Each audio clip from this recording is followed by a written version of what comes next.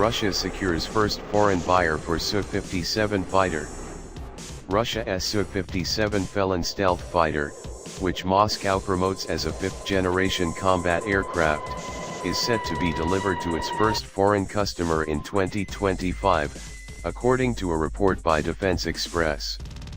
The announcement was made by Rosoboronexport chief Alexander Mikheev during the Aero India 2025 defense exhibition, where Russia showcased the Su-57 to international audiences.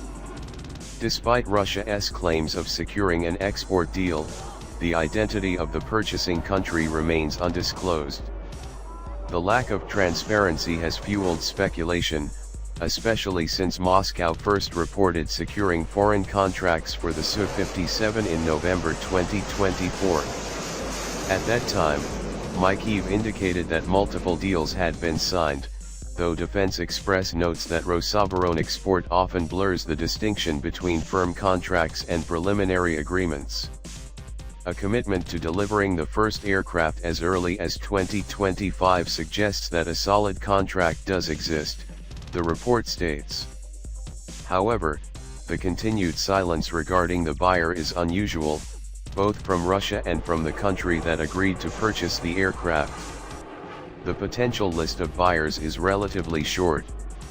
Algeria has been frequently mentioned as a candidate, given its long-standing history of purchasing Russian military equipment, including fighter jets, air defense systems, and Iskander short-range ballistic missiles.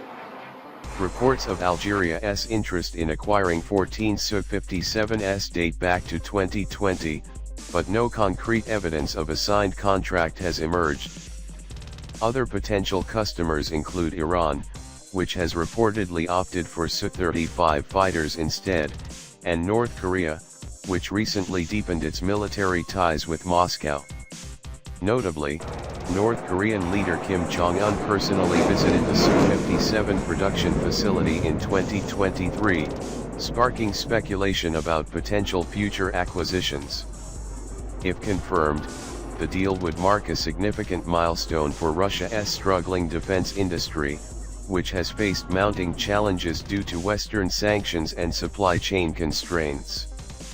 However, skepticism remains over the Su-57's real-world capabilities.